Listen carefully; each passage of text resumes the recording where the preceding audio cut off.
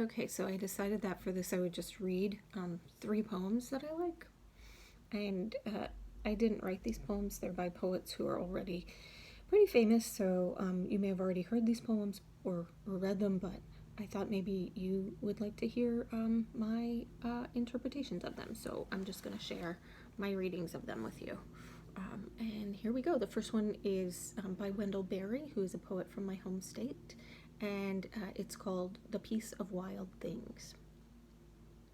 When despair for the world grows in me, and I wake in the night at the least sound in fear of what my life and my children's lives may be, I go and I lie down where the wood drake rests in his beauty on the water and the great heron feeds. I come into the peace of wild things who do not tax their lives with forethought of grief. I come into the presence of still water, and I feel above me the day-blind stars waiting with their light. For a time I rest in the grace of the world and am free. And then these next poems are by Mary Oliver, another poet you may know. The first one is called Angels. You might see an angel anytime and anywhere. Of course, you have to open your eyes to a kind of second level, but it's not really hard. The whole business of what's reality and what isn't has never been solved and probably never will be, so I don't care to be too definite about anything. I have a lot of edges called perhaps, and almost nothing you can call certainty. For myself, but not for other people. That's a place you just can't get into, not entirely anyway, other people's heads. I'll just leave you with this. I don't care how many angels can dance on the head of a pin.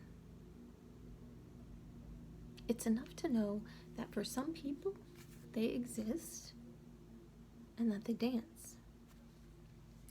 And then the third poem, the last one I'm going to read, is called Watering the Stones, also by Mary Oliver. Every summer, I gather a few stones from the beach and I keep them in a glass bowl. Now and again, I cover them with water and they drink. There's no question about this. I put tin foil over the bowl tightly, yet the water disappears. This doesn't mean that we ever have a conversation or that they have the kind of feelings we do, yet it might mean something. Whatever the stones are, they don't lie in the water and do nothing. Some of my friends refuse to believe it happens, even though they've seen it. But a few others, I've seen them walking down the beach holding a few stones, and they look at them rather more closely now. Once in a while, I swear, I've even heard one or two of them saying hello, which I think does no harm to anyone or anything, does it? Okay, thank you. That's all.